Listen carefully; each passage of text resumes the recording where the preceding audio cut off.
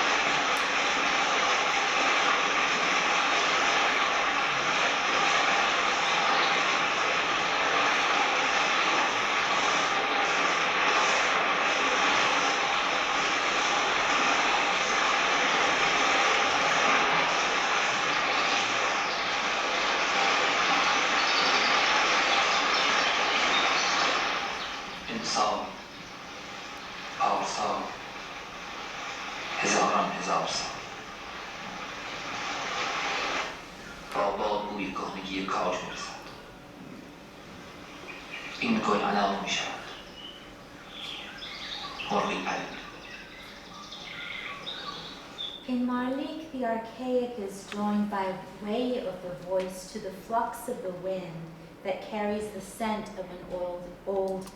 of an old pine tree, this flower that becomes a pomegranate, the bird that flies, and a village that blows in the wind of time.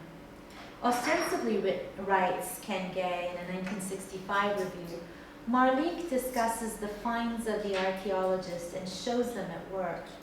But it's not a scientist, but a poet who has made this film. Ebrahim Golistan, who wrote and produced and directed it through his own unit, looks at the finds and draws from them observations on time and life and creation that evoke the deepest response, rather like the effect of a Shakespearean soliloquy. But if the voice in the workshop's films puts in flux the boundary between documentary and dramatic monologue, then as soliloquies, they are more akin to aerial song, harbingers of protean change, voices that ring shrill as the death knell of a king whose end is nigh. Depicting a life awash in the Neptunian empire of Shakespeare's Hamlet and intimately subject to a transformation whose waves change the course of human terrestrial life, even as they shape the cosmology of a deep sea. The workshop's 1961 film, Wave, Coral, and Rock, Mojo, Marjan, and Khara, differs from both Malik and A Fire in its enunciated qualities.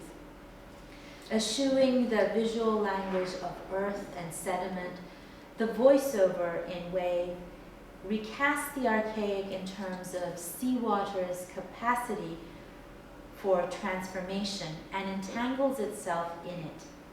Wave, Coral, and Rock chronicles the building of a jetty and the laying of pipelines for the transport of oil. Penned by Golistan himself, the poetics of the voiceover in the film's opening sequence are submerged in seawater, like the colorful fish that swim alongside the lens of the camera in movement amidst the corals, polyps, and anemones. The voice in the film speaks in the language of that ecology, the ecology of the sea, and to the changing, mutable qualities of seawater in which it is submerged.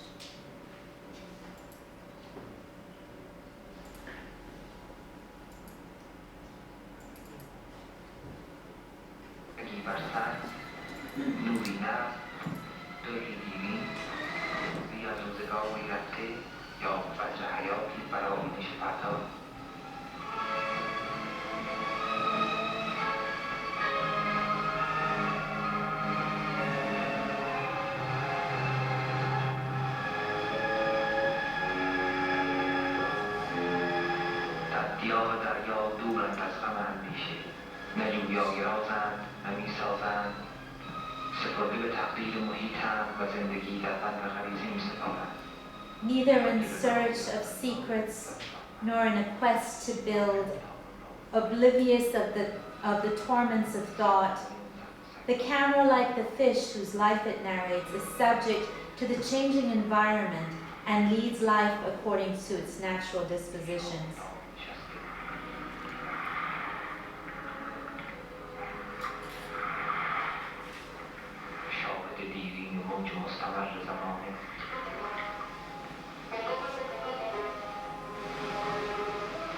یادی از اعصاری دور در سینه سنگش بسته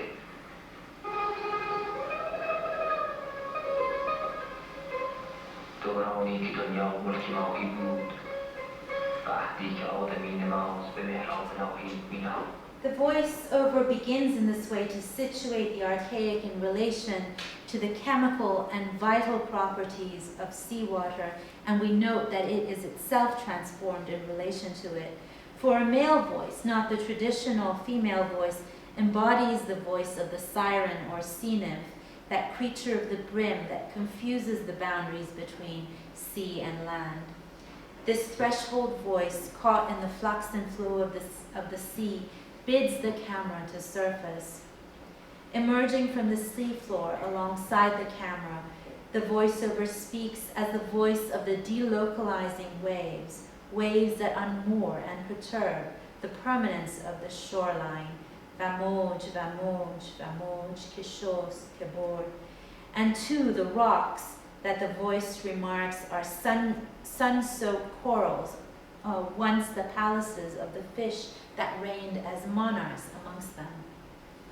The film creates within this mingling duality of the film's enunciation, that is the industrial voiceover, and the silent archaic image that is both terrestrial and aquatic, both man and sea nymph, a critique of state that is pointedly forked, indicative of boundaries that are in flux, and of an impending upheaval simultaneously veiled and elusive.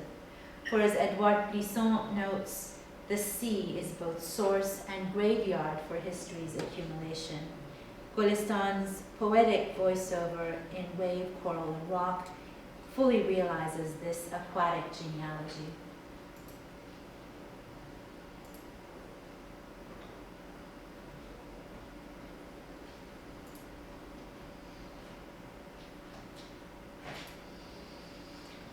At a private screening of Wave, Coral, and Rock, as Gulistan recalls, the Shah was the only one in the audience to catch the voiceover's poetics in terms that would suggest the transitory nature of his own rule. Indeed, as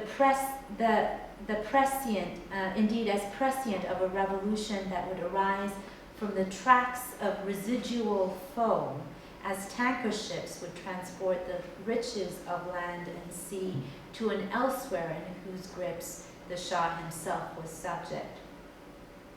Associated with delocalization, the voice in Wave, Coral, and Rock submerges the images being archived by the camera for the monumentalization of modern Iran. It submits them to the salty processes of erasure, incrustation, and saturation, just as the seawater in Ariel's song transforms the king's bones to coral, and in that sea change makes of his dead eyes pearls rich and strange. Critical of the preservation context of recording for which the workshop's films were commissioned, the voiceover invites us to reconsider the film medium's association with the terrestrial qualities of inscription, preservation, and monumentalization, and to think film in terms of erasure and ephemerality, measures of aquatic flux, in other words, that in socio-cultural terms are deeply connected with the sea change of upheaval and revolution, and saturated by the existential dilemmas that in time would uproot the nation's ruling monarch.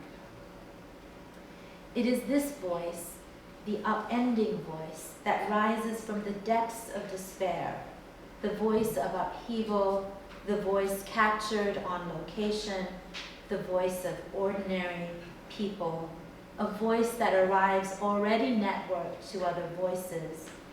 This voice continues to reverberate in the digital films of the post-2009 election era in social platforms such as YouTube and Vimeo. I will end here with a digital video hyperlinked and circulated on Twitter the day before the massacre of the first female martyr of that mobilization. Negar's death, too, was captured on a digital camera, posted on Facebook and then on YouTube, drawing the attention of the global media to a people's uprising that had been already raging in Iran for over a week. This tweet, in which the video was inserted, was posted by one of the key sources in the protest, Persian Kiwi, noting what the mainstream would not acknowledge, that the streets of Tehran are awash in a sea of protest, voices of lament and insurrection captured nightly in videos such as the one that the rooftop poet posted on YouTube.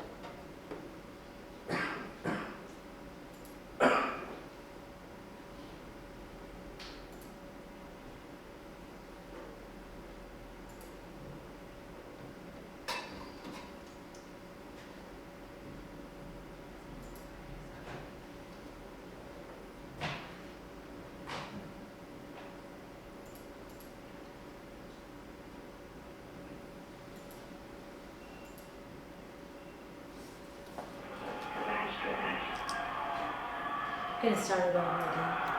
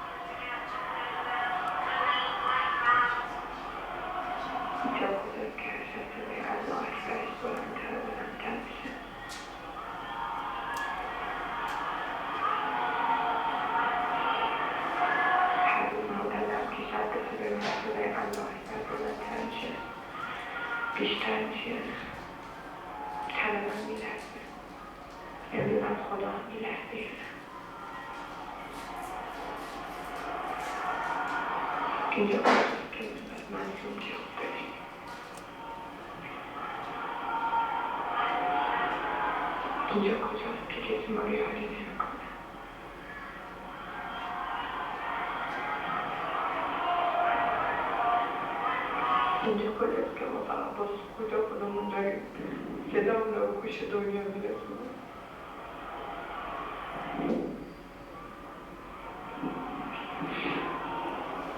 اینجا کجاست که خونه جواناش یک سمشا و مردم که خیابون میسن نماز میخونه روی همون خونه وایسن نماز میخونه.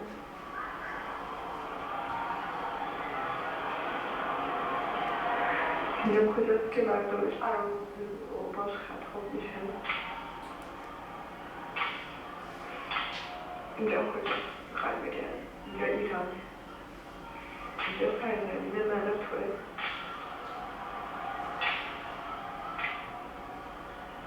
اینجا ایرانه.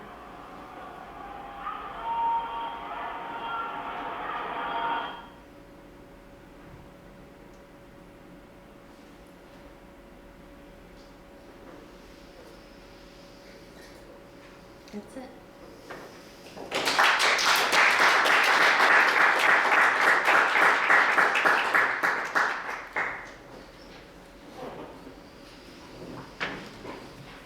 Okay.